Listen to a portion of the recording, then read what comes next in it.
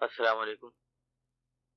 تعریف کا سزاوار اور توصیف کا مستحق باری تعالی ہے، جو عالم الغیب والشہادت فاطر الارض والسماوات ہے، وہی جس نے عبد المطلب کے پوتے کو رحمت للعالمین اور شفیع المذنبین بنا کر مبعوث فرمایا۔ تڑپ تڑپ کے دل ان پر درود بھیجتا ہے، سنبھل سنبھل کے نگاہیں سلام کہتی ہیں۔ اللہ کے رسول مسجد نبوی میں تشریف فرما تھے، صحابہ کرام موجود تھے۔ ارشاد فرمایا کہ مجھے ایک کرتے کی ضرورت ہے۔ یہ آج سرور کونین صلی اللہ علیہ وسلم نے کیا بات فرمائی تھی؟ مورخین و محدثین متفق ہیں کہ جناب رسالت پران صلی اللہ علیہ وسلم نے کبھی اپنی ذات کے لیے کوئی چیز طلب نہ فرمائی۔ یہ وہ دن تھے جب مسلمان شاداں و فرحاں مدینہ النبی لوٹے تھے، یوم الفرقان میں فتح کے بعد۔ بدر کی لڑائی سے جناب رسالت پران صلی اللہ علیہ وسلم کامیاب کامراں تشریف لے آئے تو مشرکین مکہ کے 70 آدمی بندی میں پکڑے ہوئے آپ کے ساتھ آئے تھے۔ انہیں مسجد نبوی کے صحن میں کھجور کے درختوں کے تنوں سے باندھ دیا گیا تھا۔ حضور صلی کائنات صلی اللہ علیہ وسلم اپنے حجرے میں تھے۔ اللہ کے رسول کے حجرے مسجد نبوی کی دیوار سے لگے ہوئے تھے۔ حضور رسالت مآب صلی اللہ علیہ وسلم نے کراہنے کی آواز سنی۔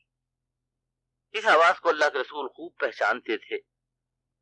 آپ بے چین ہو گئے، بستر سے اٹھ بیٹھے، ٹہلنے لگے۔ اللہ کے رسول سے سویا نہ جا سکا۔ صحابہ اکرام میں سے کسی نے سرور کائنات صلی اللہ علیہ وسلم کے اضطراب کو دیکھا تو پوچھا کہ یا رسول اللہ کیا بات ہے؟ میں دیکھتا ہوں کہ آپ کچھ پریشان ہیں، کچھ مضطرب ہیں۔ ارشاد فرمایا کہ ہاں، مجھ سے عباس کی کراہیں سنی نہیں جاتی۔ حضرت عباس سرور کائنات صلی اللہ علیہ وسلم کے چچا تھے۔ روایتوں سے معلوم ہوتا ہے کہ ان کی اور اللہ کے رسول کی عمر میں 2 سال یا 3 سال کا فرق تھا۔ حضرت عباس بڑے دانشمند، بڑے غور و فکر کرنے والے آدمی تھے۔ حضور رسالت مآب صلی اللہ علیہ وسلم انہیں صاحب الرائے افراد میں سے سمجھتے تھے۔ بعثت سے پہلے حضور رسالت مآب صلی اللہ علیہ وسلم سے جو افراد قریب رہے ان میں حضرت عباس بھی تھے۔ ان کی شریک حیات ام الفضل حضور سرور کائنات صلی اللہ علیہ وسلم کے دست حق پرست پر اس وقت ایمان لے آئی تھی جب شاید دنیا میں کوئی اور خاتون سوائے ام المومنین حضرت خدیجہ الکبریٰ کے مسلمان نہ ہوئی تھی۔ درمیان میں اللہ کے رسول کی صاحبزادیاں ہیں، حضرت زینب، حضرت رقیہ، حضرت فاطمہ، حضرت ام کلثوم، جو ام المومنین حضرت خدیجہ الکبریٰ کے ایمان لانے کے بعد اپنے برگزیدہ والد محترم کے دست حق پرست پر ایمان لا چکی تھی۔ حضرت عباس نے اسلام کی بڑی خدمت کی، بالخصوص اس زمانے میں جب مسلمان انگلیوں پہ گنے جاتے تھے وہ مکے میں تھے، اور پھر جب ہجرت کا حکم آیا اور اہل ایمان نے کھجوروں کے جھنڈ میں قیام کیا تو مکے میں مشرکین مکہ کی جنگی تیاریوں اور سازشوں کے بارے میں تفصیلات حضرت عباس ہی اللہ کے رسول کی خدمت میں بھیجا کرتے تھے۔ یہ ذریعہ خفیہ بھی تھا اور یہ ذریعہ نہایت ہی معتبر بھی تھا۔ مختلف روایات کے دیکھنے سے معلوم ہوتا ہے کہ ابو رافع اسلم جو حضرت عباس کے غلام تھے، حضور رسالت مآب صلی اللہ علیہ وسلم کے پاس خبریں لے جایا کرتے تھے۔ اس لیے یہ روایت صحیح معلوم ہوتی ہے کہ سیدنا حضرت عباس بھی اللہ کے رسول آخری کے دست حق پرست پر اس وقت ایمان قبول کرتے ہیں جب وادی بطحا میں مسلمان انگلیوں پر گنے جا سکتے تھے۔ حضرت عباس کی کراہیں سن کر سرور کائنات صلی اللہ علیہ وسلم جب بے چین ہوئے تو صحابہ اکرام نے حضرت عباس کی مشکیں ڈھیلی کر دی۔ کچھ دیر بعد جب نبی الحرمین صلی اللہ علیہ وسلم نے کراہوں کی آواز نہ سنی تو پوچھا کہ کیا بات ہے؟ اب مجھے کراہوں کی آواز سنائی نہیں دیتی۔ عرض کیا گیا کہ یا رسول اللہ، آپ کی اضطراب اور آپ کی بے چینی کو دیکھ کر ہم نے حضرت عباس کی رسیاں ڈھیلی کر دی۔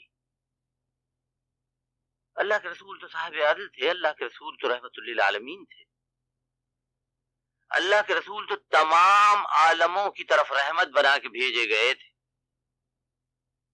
کسی فرد بشر سے کسی رعایت خصوصی کی بات آپ کے لیے کچھ نامناسب تھی، اس لیے ارشاد فرمایا کہ اگر عباس کی مشکیں ڈھیلی کر دی گئی ہیں تو پھر تم پر لازم ہے کہ دوسرے قیدیوں کی مشکیں بھی ڈھیلی کر دو، ان کی رسیوں کو بھی کس کر نہ باندھو۔ حضور رسالت پرا صلی اللہ علیہ وسلم کے چچا کے طفیل بندی میں جو پکڑے ہوئے 70 افراد مشرکین مکہ کے آئے تھے، ان کے ہاتھوں اور پیروں کی رسیاں ڈھیلی کر دی گئی۔ حالانکہ یہ وہ جفاجو کینہ پرور تھے جنہوں نے وادی بطحا میں اللہ کے رسول اور ان کے صحابہ کرام کو طرح طرح کی اذیتیں دی تھی، ایک سے ایک بڑھ کر مشکل میں مبتلا کیا تھا، کبھی الٹے لٹکایا، کبھی زمین پر گھسیٹتے رہے، کبھی ان کے سینوں پر پتھروں کی سلیں رکھ دی، کبھی استہزاء کیا، ٹھٹے مارے، قہقہے لگائے، ان کی پکڑیاں اچھالی۔ کوئی تکلیف ایسی نہ تھی جس میں یہ رکے رہے، لیکن اللہ کے نبی تو انتقام کے لیے پیدا ہی نہیں کیے گئے تھے۔ حضور رسالت پاک صلی اللہ علیہ وسلم نے قیدیوں سے بہترین اور مشفقانہ سلوک فرمایا۔ حضرت عباس اور حضور رسالت پاک صلی اللہ علیہ وسلم کے داماد حضرت ابو العاص بھی اس موقع پر میدان جنگ میں آئے تھے، لیکن آئے نہیں، لائے گئے تھے، مارے بندھے زبردستی سے۔ حضرت عباس یوں بھی مجبور تھے کہ سیاسی مصلحت آڑے آ رہی تھی، انہوں نے اپنے ایمان لانے کا اعلان کیا نہ تھا، اور اگر وہ مشرکین مکہ کو یہ بتا دیتے تو پھر سرور کائنات صلی اللہ علیہ وسلم کے لیے خبریں فراہم کرنے کا کام وہ کر نہ سکتے تھے۔ یہی وجہ تھی کہ جناب رسالت پناہ صلی اللہ علیہ وسلم نے مسلمانوں کو ایک ہلکا سا اشارہ دے دیا تھا مسجد نبوی میں کہ دیکھو عباس، ابو البختری اور بنو ہاشم کے کچھ اور لوگ اگر تمہارے مقابل آئیں تو ان کا خیال رکھنا۔ اس میں یہی مصلحت پوشیدہ تھی۔ اللہ کے رسول نے جو کرتا طلب فرمایا تھا وہ اپنی ذات کے لیے نہیں تھا۔ حضور سرور کائنات صلی اللہ علیہ وسلم نے یہ ملاحظہ فرمایا تھا کہ لڑائی کے دوران میں گرد و غبار اور خون کے دھبوں سے حضرت عباس کا کرتا اٹ گیا تھا۔ ظاہر ہے کہ وہ بندی میں پکڑے ہوئے آئے تھے، ان کے پاس بدلنے کے لیے کپڑے نہ تھے۔ حضرت عباس بالا بلند قد کے آدمی تھے، ان کے لیے کرتا ملنا مشکل تھا، لیکن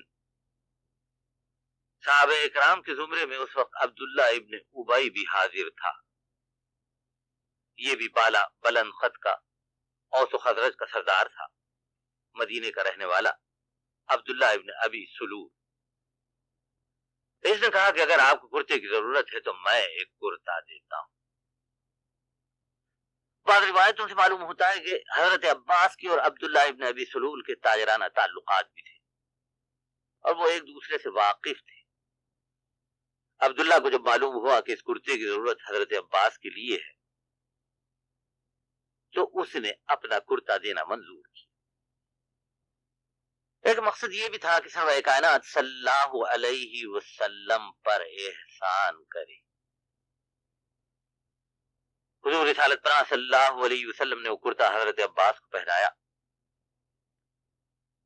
اور پھر کچھ دنوں کے بعد مشرکین مکہ فدیہ دے کر رہا ہوئے تو حضرت عباس بھی مکہ لوٹ گئے۔ ہجرت کے بعد تاریخ اسلام میں ایک نیا کردار ابھرتا ہے، یہ عبداللہ ابن ابی سلول کا کردار ہے۔ اسے تاریخ اسلام راس المنافقین کے نام سے یاد کرتی ہے، منافقوں کا سردار۔ منافق مشرک کے مقابلے میں اسلام کے لیے ہمیشہ زیادہ مضرت رساں رہے۔ وہ جو بات کہی جاتی ہے کہ من از بیگانگاں ہرگز نمین عالم کے بامن ہرچ کردہ آشنا کر، کہ شکوہ ہمیں غیروں سے نہیں اپنوں ہی سے ہے کہ لوگ آستین کا سانپ بن کر ڈستے۔ منافقین کا بھی یہی حال تھا، دو دلے تھے، دو غلے تھے،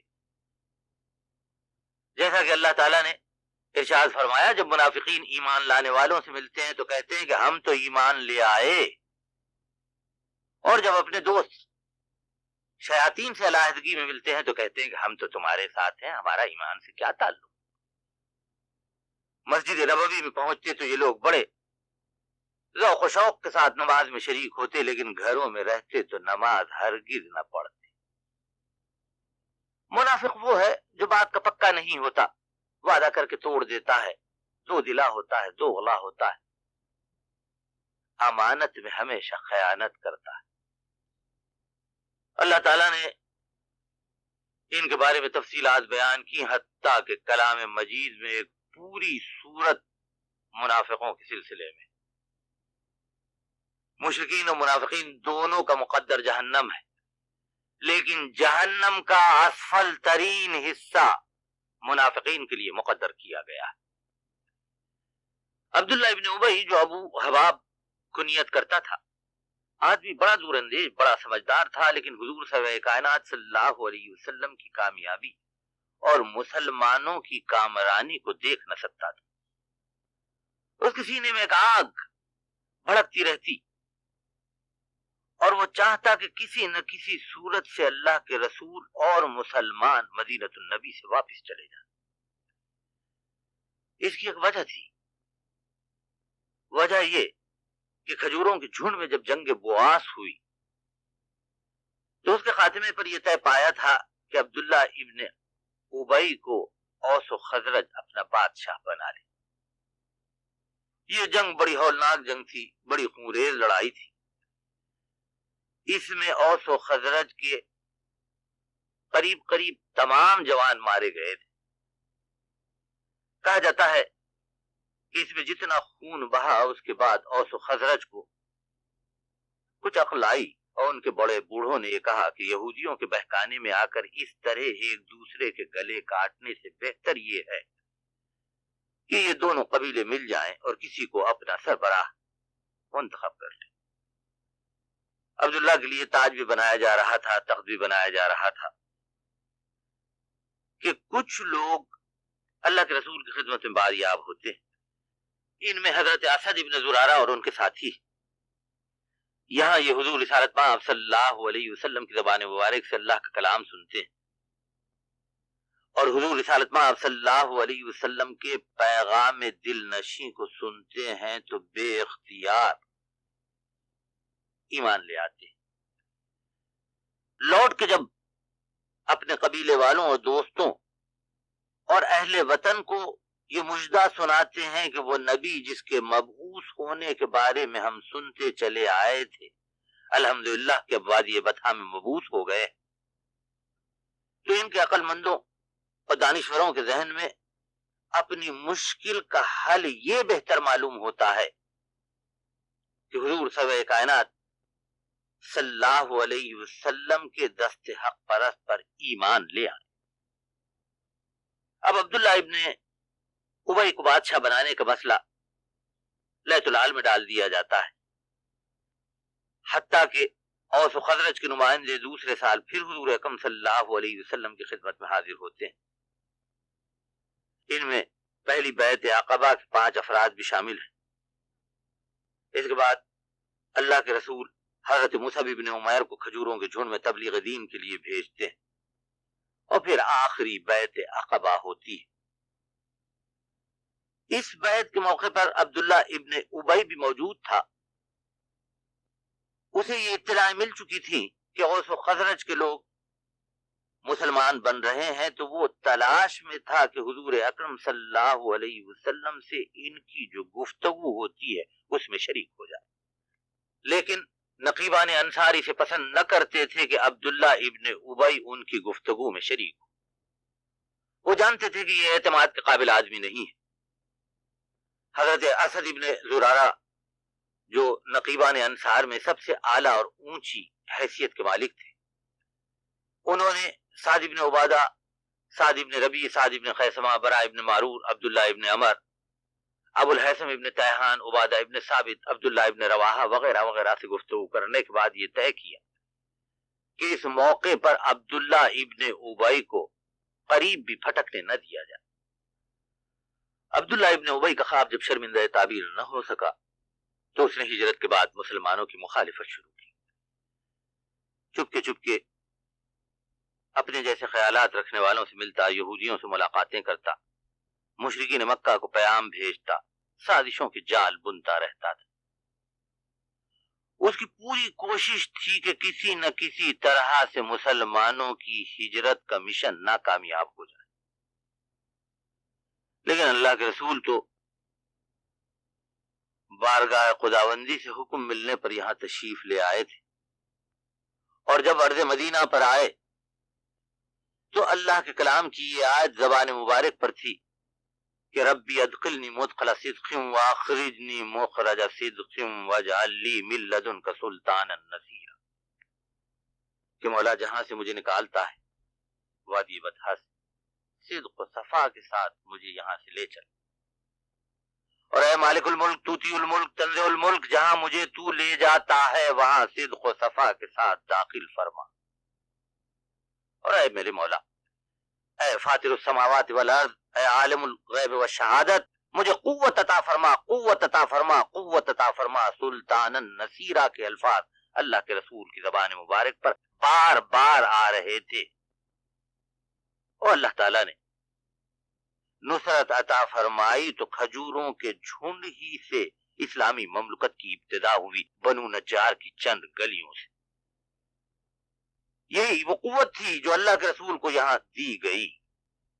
بدر میں مسلمانوں کی کامیابی و کامرانی کو دیکھ کر عبداللہ ابن ابی کے سینے پر سانپ لوٹ گئے، اس کی رہی سہی حسرتوں کا خاتمہ ہو گیا۔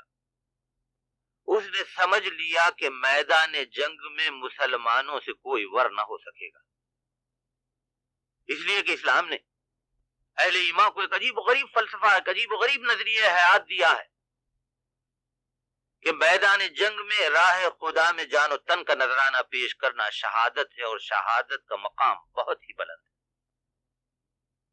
عبداللہ ابن ابی سیاستداں تھا، مدبر تھا، دو دلا تھا، منافق تھا۔ اس نے اپنے سیاسی اغراض و مقاصد کے لیے اسے بہتر سمجھا کہ فوراً صلح کر لے۔ ایک دن شاداں و فرحاں حضور رسالت مآب صلی اللہ علیہ وسلم کی خدمت اقدس میں پہنچا، دیکھنے میں وہ بڑا معتبر آدمی دکھائی دیتا تھا۔ حاضر ہوا تو بولا کہ میں تو آپ کی رسالت کی شہادت دینے کے لیے آیا ہوں، اللہ تعالیٰ کی وحدانیت کا اقرار کرتا ہوں۔ یوں وہ اہل ایمان کے زمرے میں شامل ہو گیا فتح بدر کے بعد، لیکن اس کا دل یکسوئی کے ساتھ اللہ اور اللہ کے رسول کی طرف مائل نہ تھا۔ اب وہ چھپے چھپے سازشیں کرنے لگا۔ حضور رسالت صلی اللہ علیہ وسلم میدان احد کی طرف بڑھے تو اس نے کہا کہ میں بھی آپ کے ساتھ چلتا ہوں، میرے بھی بہت سے حمایتی، چنانچہ اپنے حمایتیوں کے ساتھ حضور سرور کائنات صلی اللہ علیہ وسلم کی اتباع میں، آپ کی قیادت میں مجاہدان اسلام کے ساتھ نکلا۔ اس کے ساتھی بھی مسلمان ہی تھے، یہ اور بات ہے کہ نام کے مسلمان تھے۔ شیخین کے مقام پر رات کا پچھڑا پہر تھا کہ اللہ کے رسول کی طرف سے کوچ کا حکم ملا، اور مردان خدا میدان جنگ کی طرف چلے، قدم ملائے صف پہ صف کلاه کج کیے ہوئے، اور عزم جہاد کو سینوں سے لگائے قنطرہ نامی جگہ پہنچے۔ یہاں سے مشرکوں کی فوج صاف نظر آ رہی تھی، صبح کی نماز کا وقت بھی قریب ہو رہا تھا۔ حضرت بلال حبشی ایک ٹیلے پہ کھڑے ہو گئے، ناگاہ فضا بانگے اذان سے ہوئی لبریز، مسلمانوں نے صفیں درست کر لی اور خدا کے حضور چھپ گئے۔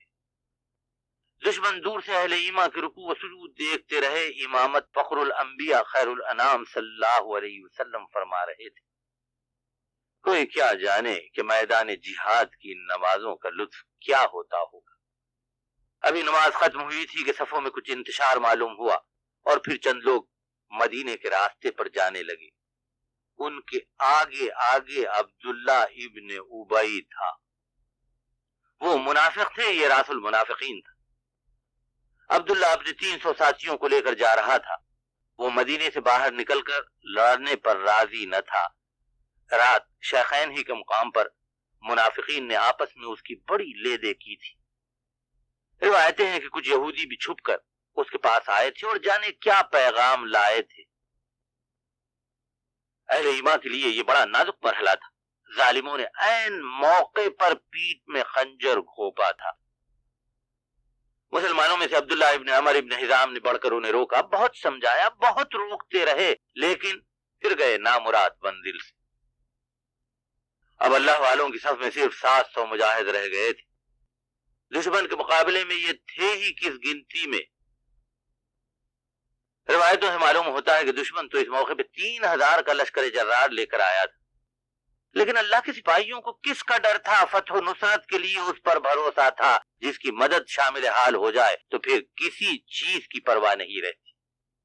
یہ آخر اسی کا تو ارشاد تھا کہ ان اللہ یحب الذین یقاتلون فی سبیلہ صفا کانہم بنیان مرصوص, کہ بے شک خدا ان لوگوں کو دوست رکھتا ہے جو اس کی راہ میں اس طرح صف باندھ کر اور قدم جما کر لڑتے ہیں کہ گویا وہ ایک دیوار ہیں جسے سیسا پلا دیا گیا.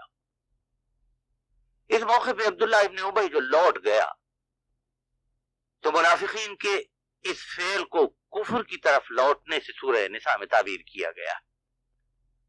یہاں یہ بات ذہن میں رہے کہ مسلمان کا میدان جہاد سے بہانہ بنا کر لوٹ جانا سخت عذاب کا موجب ہوتا ہے.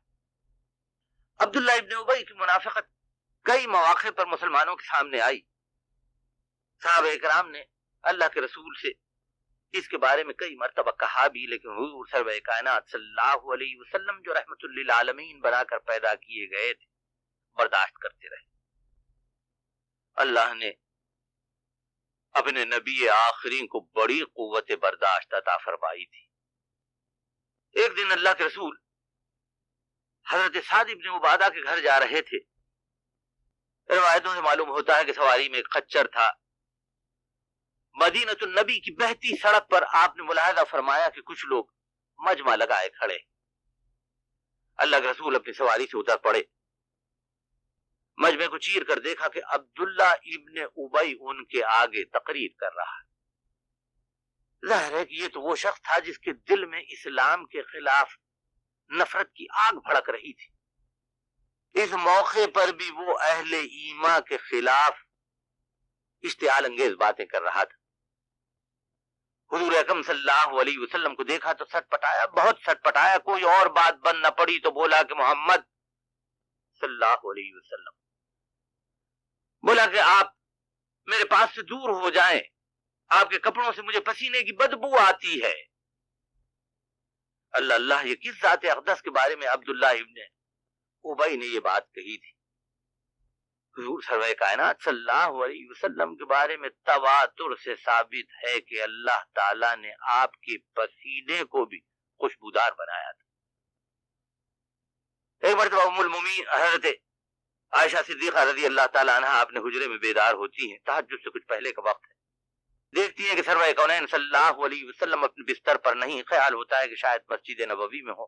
وہاں پہنچتی ہیں اور امہات المومنین کے حجروں میں تلاش کرتی ہیں, لیکن اللہ کے رسول کہیں نہیں. تو ام المومنین حضرت عائشہ صدیقہ اپنے حجرے سے باہر نکلتی اور ہوتے ہوتے حضور رسالت مآب صلی اللہ علیہ وسلم کی تلاش میں جنت البقیع میں پہنچ جاتی.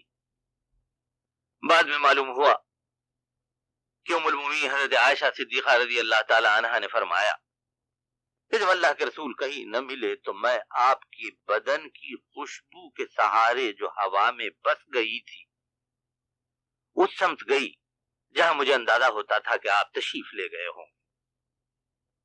ایک ایسا ہی واقعہ حضرت ابو ہریرہ بھی بیان کرتے ہیں کہ سرور کائنات صلی اللہ علیہ وسلم ایک مرتبہ صحابہ اکرام کے ساتھ یہودان یثرب سے بات کر رہے تھے کہ آپ اٹھے اپنی جگہ سے اور کہیں تشریف لے گئے. جب دیر تک اللہ کے رسول نہ لوٹے تو صحابہ کرام کے دل میں طرح طرح کے خیالات پیدا ہوئے.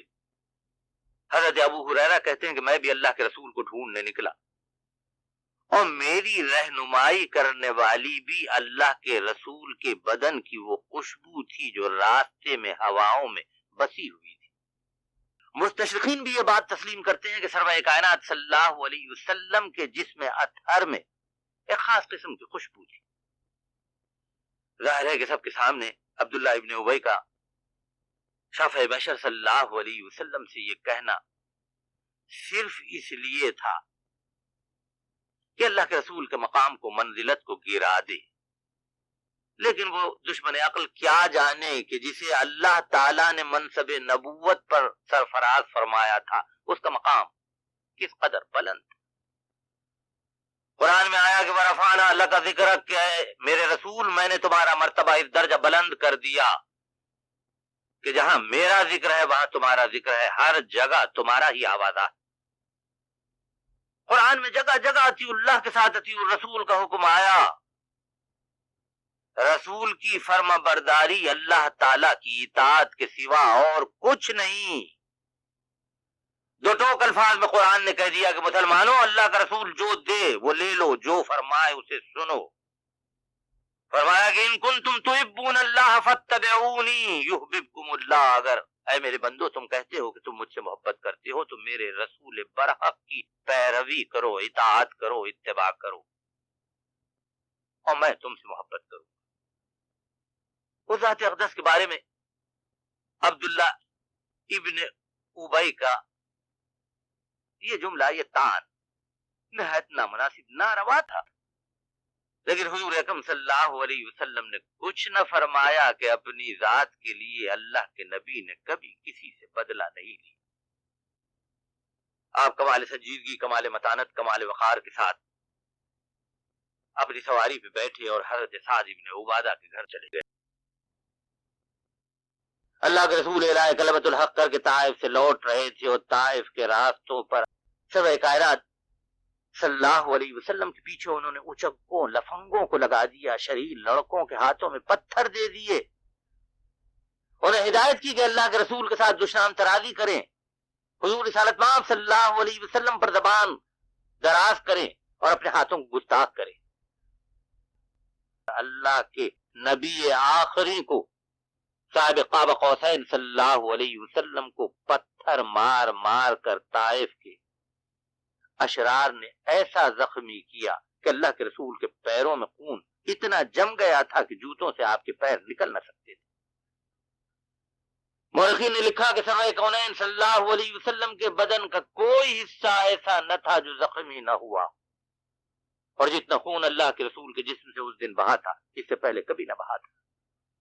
زید ابن حارثہ تڑپتے تھے، دل مسوس کے رہ جاتے تھے، دشمنوں پہ ان کا بس نہ چلتا تھا، اور سرور کائنات صلی اللہ علیہ وسلم کی یہ حالت ان سے دیکھی نہ جاتی تھی۔ آنکھوں میں آنسو بھرے ہوئے تھے، زبان سے سسکیاں نکل رہی تھیں، کبھی آگے آتے کبھی پیچھے جاتے، سرور کونین صلی اللہ علیہ وسلم پر پتھروں کی جو بارش ہوتی اس سے آپ کو بچانے کی کوشش کرتے تھے، لیکن نامراد تو اللہ کے رسول پر مسلسل پتھروں کی بارش کیے جا رہے تھے۔ بالآخر اللہ کے رسول طائف کی حدوں سے باہر ایک باغ میں پناہ لیتے ہیں۔ یہاں صاحب لولا کے لبا ایک پتھر پہ بیٹھے ہوئے ہیں کہ پہاڑوں کے فرشتے آپ کی خدمت پہ حاضر ہوتے ہیں، عرض کرتے ہیں کہ اللہ تعالیٰ نے ہمیں آپ کی خدمت پہ بھیجا ہے۔ اے اللہ کے رسول، طائف کے رہنے والوں نے آپ کو بہت ایذا دی ہے، بڑی تکلیف پہنچائی۔ حضور سرور کائنات صلی اللہ علیہ وسلم مدنی زندگی میں کبھی گزرے ہوئے دنوں کو یاد کرتے تو اللہ کے رسول پر طائف کے سفر کا بڑا ناگوار اثر ظاہر ہوتا۔ اس موقع پہ جو تکلیفیں حضور سرور کائنات صلی اللہ علیہ وسلم کو دی گئی تھی، جسمانی اور قلبی دونوں تکلیفیں ایسی تھیں کہ جنہیں یاد کر کے حضور سرور کائنات صلی اللہ علیہ وسلم متاثر ہو جایا کرتے تھے۔ پہاڑوں کے فرشتوں نے عرض کیا کہ اللہ تعالیٰ نے ہمیں آپ کی خدمت میں بھیجا ہے، اگر آپ حکم دیں تو ہم طائف کا طبقہ الٹ دیتے ہیں، پہاڑوں کو ٹکرا دیں گے۔ جس طرح اللہ تعالیٰ نے عاد و سمود کو تباہ و برباد کر دیا، اسی طرح بنو ثقیف کو تباہ و برباد کر دیا جائے گا۔ کوئی اور ہوتا جس کے دل میں انتقام کی آگ بھڑکتی ہوتی تو اس موقع سے ضرور فائدہ اٹھاتا، تاریخ بتاتی ہے کہ انبیاء بھی بعض مراحل پر صبر نہ کر سکے اور بارگاہ خداوندی میں انہوں نے بد دعا کی، لیکن رحمت للعالمین صلی اللہ علیہ وسلم کی ذات اقدس تو کچھ اور ہی تھی۔ جبھی تو قرآن نے کہا کہ وما ارسلناک الا رحمتا للعالمین، عرب کے واسطے رحمت، عجم کے واسطے رحمت، وہ آیا اور آیا رحمت للعالمین بن کر۔ اس موقع پہ اللہ کے رسول کی زبان مبارک سے جو الفاظ نکلے وہ تاریخ کے سینے میں ہمیشہ کے لیے محفوظ ہو گئے۔ یہ اعلیٰ قدروں کی بات ہے، یہ فراست نبوت کی بات ہے، یہ حضور اکرم صلی اللہ علیہ وسلم کے ہادی برحق ہونے کا کھلا ثبوت ہے۔ ارشاد فرمایا اللہ کے رسول نے پہاڑوں کے فرشتوں سے کہ طائف کا طبقہ الٹنے کی ضرورت نہیں، یہاں پہاڑوں کو ٹکرانے کی ضرورت نہیں،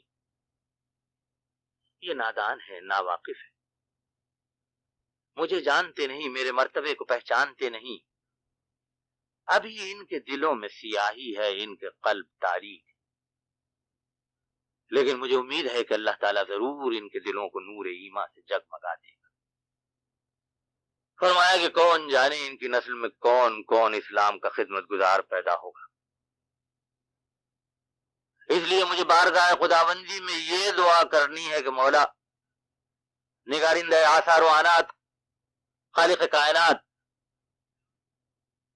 ان کو توفیق دے کہ یہ راہ حق پہ چل سکے، ان کے دلوں کو نرم کر دے، ان کو ایمان و آگہی عطا فرما، ان کے علم میں اضافہ کر اور علم حق ان کو عطا فرما۔ حالات بتاتے ہیں کہ اللہ کے رسول کی یہ دعا قبول ہوئی، طائف والوں نے بھی ایمان قبول کیا، اور جب اللہ کے رسول نے دنیا سے پردہ فرمایا تو تمام جزیرے نمائے عرب میں شاید ہی کوئی بد نصیب رہ گیا ہو جسے دولت ایمان نہ ملی ہو، ورنہ تمام جزیرے نمائے عرب میں لا الہ الا اللہ محمد الرسول اللہ کا غلغلہ تھا۔ مصدقہ روایتیں ہیں کہ شعبان کا مہینہ تھا، ہجرت کا 5واں سال،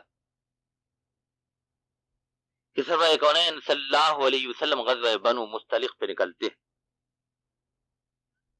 اور مریسی کے کنویں پر پڑاؤ ڈالتے۔ یہاں مریسی کے کنویں پر ایک عجیب و غریب واقعہ ظہور پذیر ہوا۔ تاریخ اسلام میں اس واقعے کی بڑی اہمیت ہے کیونکہ عبداللہ ابن ابی یہاں اپنی منافقت کے عروج پہ نظر آتا ہے۔ دو صحابہ اکرام آپس میں یہاں پانی بھرنے کے سلسلے میں تکرار کر لیتے ہیں۔ ان میں سے ایک بنی غفار کے جوہجہ ابن مسعود ہیں اور دوسرے انصار کے سنان ابن وبرہ جوہنی۔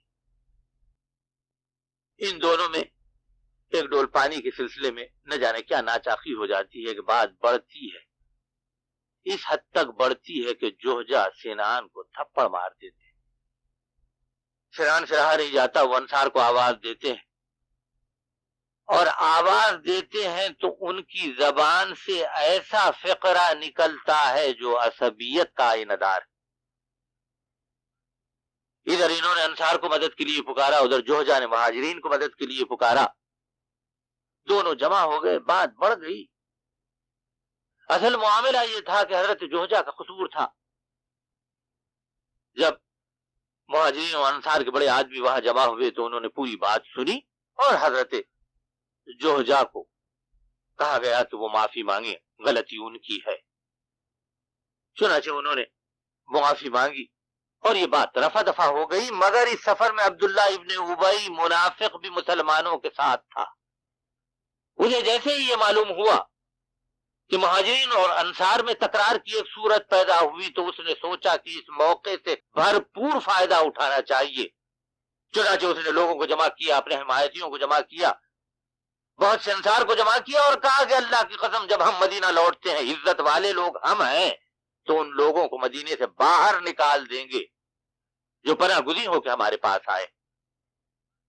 یہ بات سننے والوں میں حضرت زید بن ارقم بھی تھے، چھوٹی عمر کے ایک صحابی۔ انہوں نے جب یہ سنا تو انہیں بے حد قلق ہوا، حضور رسالت پرور صلی اللہ علیہ وسلم کی خدمت اقدس میں پہنچ کے انہوں نے یہ بات عرض کی. زید کی عمر کم تھی، اس لیے بعض صحابہ اکرام نے کہا کہ نہیں شاید تمہیں غلط فہمی ہوئی ہو، عبداللہ نے یہ بات نہ کہی ہو. لیکن حضرت زید نے کہا اور بار بار کہا کہ واضح طور پر میں نے یہ باتیں سنی. عبداللہ کو طلب کیا گیا. عبداللہ تو ایک زمانے کا کائیاں سرائے کونین صلی اللہ علیہ وسلم کے سامنے پیش ہوا تو اس نے صاف انکار کر دیا. اس نے کہا کہ غلط بات ہے، مجھ پہ اتہام لگایا جا رہا، یہ بچہ کیا اور اس کی عقل کیا. لیکن اس وقت اللہ تعالی کی طرف سے وحی نازل ہوئی. حضرت زید ابن ارقم اس الزام سے بری کر دیے گئے. صحابہ اکرام رضوان اللہ علیہ مجمعین کے بارے میں قرآن نے دو ٹوک الفاظ میں فرمایا کہ اللہ ان سے راضی اور وہ اللہ تعالیٰ سے راضی، وہ اس کے شکر گزار بندے ہیں. سورہ حجرات میں ان کے بارے میں آیا کہ یہ راشدون میں سے ہیں، نیک ہدایت یافتہ لوگوں میں سے. حاتب ابن ابی بلتع کا واقعہ اصحاب بدر اور صحابہ اکرام کی عظمت کا منہ بولتا ثبوت.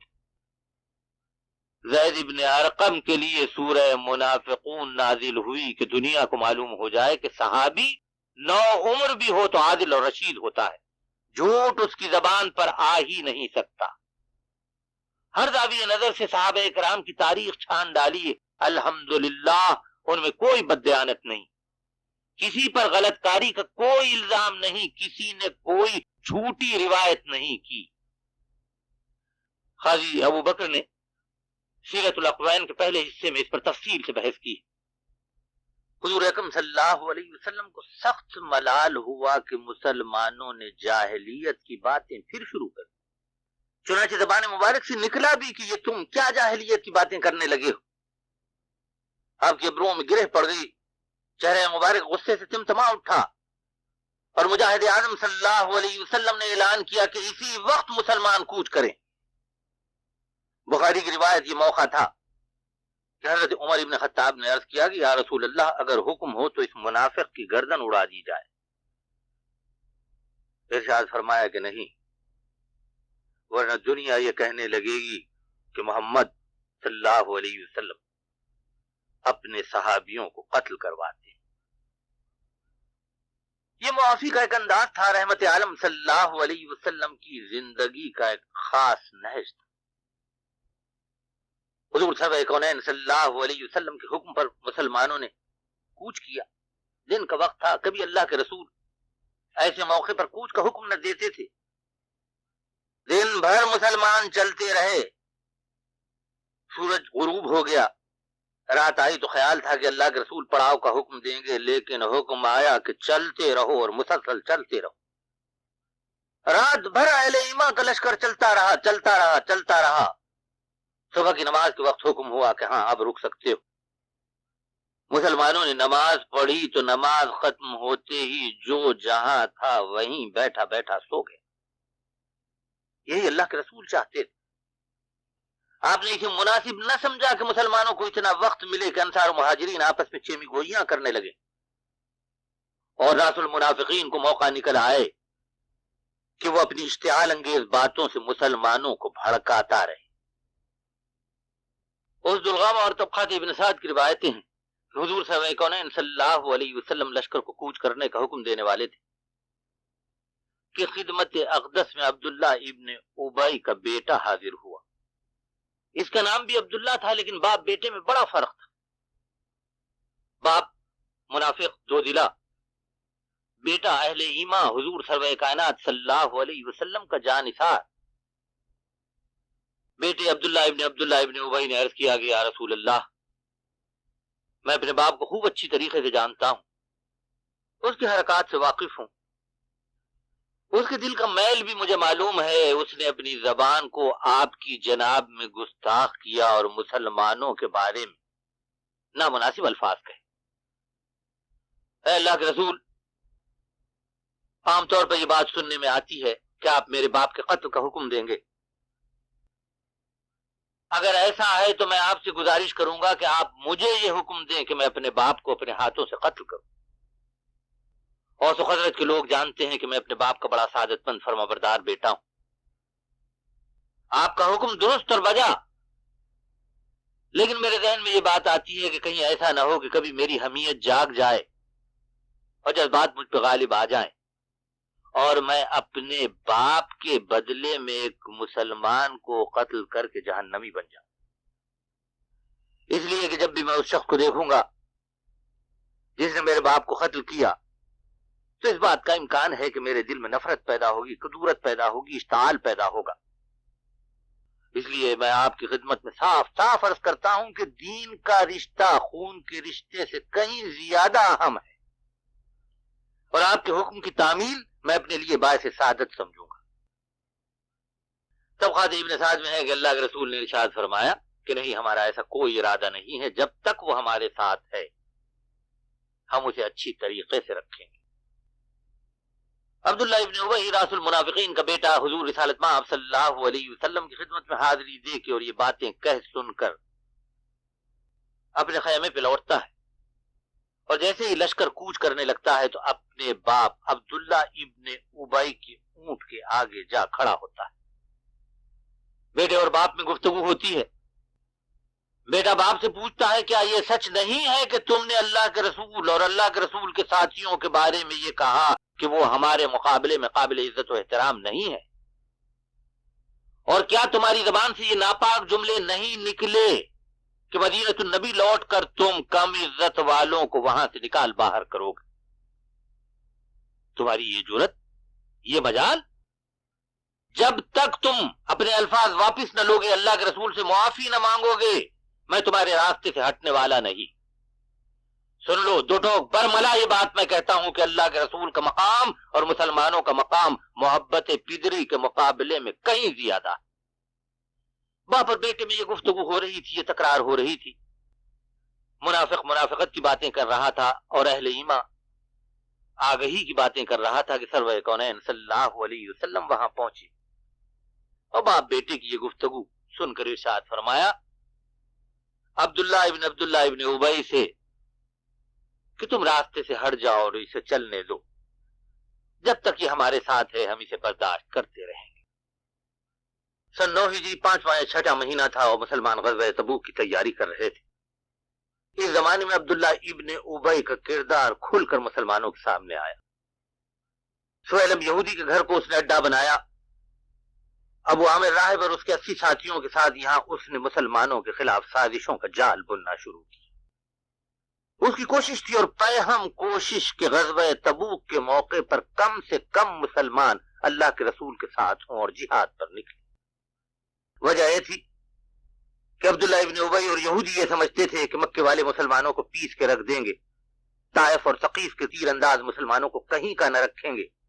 لیکن اللہ تعالیٰ نے خیبر پر بھی مسلمانوں کو غلبہ دیا، مکے پر بھی مسلمانوں کو فتح دی، اور طائف اور ثقیف کے تیر اندازوں کو بھی سرنگوں کر دیا.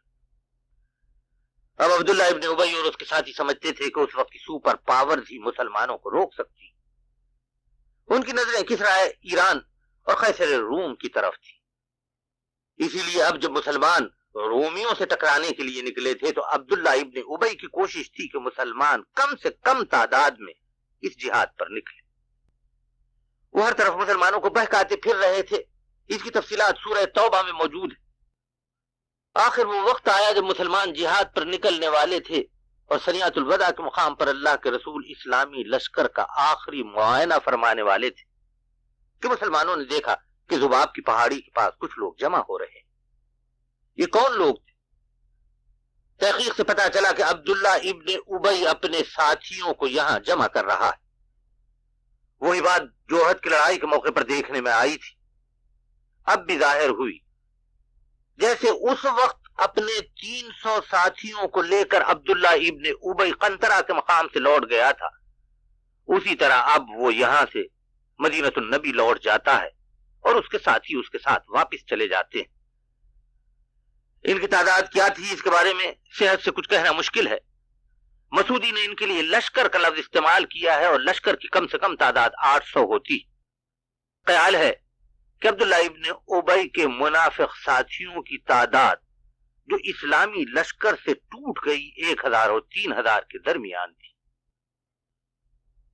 مجاہد اعظم صلی اللہ علیہ وسلم غزوہ تبوک سے ہجرت کے 9 سال کامیاب لوٹتے ہیں اس موقع پہ اگرچہ کہ رومی سلطنت کی فوجوں سے مسلمانوں کی کوئی لڑائی نہیں ہوئی، لیکن حضور رسالت پرا صلی اللہ علیہ وسلم کی غیر معمولی سیاسی بصیرت کے نتیجے کے طور پر رومن امپائر اور اسلامی مملوکت کے درمیان بفر اسٹیٹس قائم ہو گئیں۔ تبوک کی یہ مہم سرور کائنات صلی اللہ علیہ وسلم کی خارجہ حکمت عملی کا ایک بہت بڑا شاہکار ہے۔ اس مہم سے واپسی کے بعد ایک روز حضور سرور کائنات صلی اللہ علیہ وسلم مسجد نبوی میں بیٹھے ہوئے تھے۔ صحابہ اکرام آپ کے گرد حلقہ بنائے ہوئے ہمتن گوش تھے کہ کوئی دوڑتا ہوا مسجد نبوی میں داخل ہوا۔ یہ عبداللہ ابن ابی کا فرزند دلبند لیکن صاحب ایمان و آگہی تھا۔ حضور سرور کائنات صلی اللہ علیہ وسلم نے عبداللہ ابن ابی کو دیکھا تو پوچھا کہ کیا بات ہے، کیوں ہراساں ہو، پریشان ہو؟ آنکھوں سے بے اختیار آنسو ٹپک پڑے اور حضور رسالت مآب صلی اللہ علیہ وسلم کی خدمت اقدس میں عبداللہ نے عرض کیا کہ اے اللہ کے رسول، میرے باپ عبداللہ ابن ابی سلول نے انتقال کیا۔ سرور کونین صلی اللہ علیہ وسلم نے عبداللہ کو دلاسا دیا، اس کے غم میں شریک ہوئے، لیکن عبداللہ کی تو حالت اس وقت دگرگوں تھی۔ اسے رہ رہ کے اپنے باپ کی زندگی یاد آ رہی تھی۔ صاحب علم و عرفاں سمجھتا تھا کہ منافق کے لیے کیا عذاب منتظر ہے، اس لیے حضرت عبداللہ نے ہاتھ جوڑ کر خدمت اقدس میں عرض کیا کہ یا رسول اللہ، میرے باپ کی تجہیز و تکفین کا موقع ہے۔ ارشاد فرمایا کہ ہاں، تجہیز و تکفین کر دو، اور جب دفن کرنے لگو تو ہمیں اطلاع دینا کہ ہم بھی آئیں گے اور اس کی نماز جنازہ پڑھائیں گے۔ یہ موقع تھا کہ عبداللہ نے عرض کیا کہ یا رسول اللہ، تجہیز و تکفین کے مرحلے سے کیسے گزروں؟ پوچھا کہ کیا مطلب؟ عرض کیا کہ اے اللہ کے رسول، مجھے اپنے باپ کے کفن کے لیے ایک ایسے کپڑے کی ضرورت ہے جسے آپ نے پہنا ہو۔ سرور کائنات صلی اللہ علیہ وسلم اس وقت 2 کرتے پہنے ہوئے تھے۔ اللہ کے رسول کے بارے میں مورخین و محدثین نے لکھا کہ روئے زمین پر کوئی نہیں جس نے آپ پر کوئی احسان کیا ہو اور آپ نے اس کے احسان کا تمام و کمال بدلہ نہ دیا ہو۔ ہاں، ایک ارشاد نبوی ہے جس میں آپ نے فرمایا کہ ابو بکر کے احسانات کا بدلہ مجھ پر رہ جاتا ہے، لیکن صدیق اکبر کے سوا کوئی اور فرد بشر دنیا میں ایسا نہیں جس کے حضور رسالت مآب صلی اللہ علیہ وسلم 2 گھڑی کے لیے بھی مرہون منت رہے ہوں۔ اور اگر کبھی ایسا موقع آیا تو اللہ کے رسول نے اس سے کہیں بڑھ کے، اس سے کہیں سوا حسن سلوک کا مظاہرہ کیا۔ بدر کی لڑائی کے بعد جب حضرت عباس بندی میں پکڑے گئے اور مسجد نبوی میں کھجور کے درخت کے تنے سے بندھے ہوئے تھے، تو اس وقت گرد و غبار میں اٹے ہوئے ان کے کرتے کو بدلنے کے لیے حضور سرور کائنات صلی اللہ علیہ وسلم نے ایک کرتا لیا تھا، اور یہ کرتا عبداللہ ابن ابی نے دیا تھا۔ آج وہ وقت آیا کہ اللہ کے رسول اس احسان کا بدلہ ادا کر دے۔ حضور سرور کائنات صلی اللہ علیہ وسلم نے اپنے صحابی عبداللہ ابن ابی سے پوچھا کہ کیا تم میرا کوئی کرتا چاہتے ہو؟ ہاں، میں تمہیں ایک کرتا دوں گا۔ اس وقت جس میں ادھر پر 2 کرتے تھے، سوال یہ تھا کہ اللہ کے رسول کون سا کرتا عنایت فرمائے۔ چنانچہ شفیع المذنبین صلی اللہ علیہ وسلم نے پوچھا کہ تم کون سا کرتا چاہتے ہو، اور بیٹے نے بے اختیار کہا کہ اللہ کے رسول، میں وہ کرتا چاہتا ہوں جس میں آپ کا پسینہ جذب ہوا ہے۔ اللہ، زمانہ بھی کس درجہ ظالم ہے۔ یہی مدینہ النبی جس کی گلیوں میں عبداللہ ابن ابی نے ایک مرتبہ برسر عام اللہ کے رسول سے کہا تھا کہ اے محمد صلی اللہ علیہ وسلم، میرے راستے سے ہٹ جائیے، مجھے آپ کے کپڑوں سے پسینے کی بدبو آ رہی ہے۔ آج اس کا صاحب ایمان بیٹا، صاحب عرفاں بیٹا، صاحب علم، صاحب آگہی بیٹا اللہ کے رسول کی خدمت میں درخواست کرتا ہے کہ اللہ کے رسول وہ کرتا عنایت فرمائیے جس میں آپ کا پسینہ جذب ہوا ہے۔ منافق کا بیٹا یہ سمجھتا تھا کہ حضور سرور کائنات صلی اللہ علیہ وسلم کے کرتے کا کفن اگر اس کے باپ کو مل جائے گا تو اللہ تعالی اس کی مغفرت کا سامان کر دے گا. حضور سرور کائنات صلی اللہ علیہ وسلم نے اپنا کرتا عنایت فرمایا. عبداللہ ابن ابی وہ کرتا لے کے تجہیز و تکفین کے لیے چلا گیا تو حضرت عمر نے خدمت اقدس میں عرض کیا کہ یا رسول اللہ کیا آپ راس المنافقین کی نماز جنازہ پڑھائیں گے؟ حضور سرور کائنات صلی اللہ علیہ وسلم کے لیے یہ بڑا کٹھن مرحلہ تھا. ایک طرف دل جوئی، ایک طرف شفقت و رحمت، اور ایک طرف یہ بات کہ کیا ایک منافق کی نماز جنازہ پڑھانا اللہ کے رسول آخری کے لیے درست ہے یا نہیں. کھری بات تو یہ تھی کہ اللہ کے رسول انکار فرما دیتے، ارشاد فرماتے کہ نہیں، منافق اس قابل ہی نہیں ہے کہ ان کی نماز جنازہ پڑھائی جائے، اور وہ بھی اللہ کا رسول ان کی نماز جنازہ پڑھا. لیکن آپ تو تمام تر رحمت و شفقت، رؤوف رحیم نبی کریم صلی اللہ علیہ وسلم نے ارشاد فرمایا کہ ابو حفص اللہ تعالیٰ اس کی مغفرت کو قبول فرما لے تو میں 70 مرتبہ سے زیادہ اس کے لیے مغفرت کی دعا کرنے تیار ہوں. روایت ہے کہ آپ نماز جنازہ پڑھانے والے تھے کہ بارگاہ خداوندی سے وحی کا نزول ہوا اور اللہ کے رسول نے عبداللہ ابن ابی راس المنافقین کی نماز جنازہ نہیں پڑھائی. اور ایک روایت میں یہ بھی آتا ہے کہ اللہ کے رسول نے اس کی نماز جنازہ پڑھائی اور کمال رحمت و شفقت سے اس کی مغفرت کے لیے دعائیں بھی فرمائیں کہ رحمت للعالمین صلی اللہ علیہ وسلم کا شیوا یہی تھا.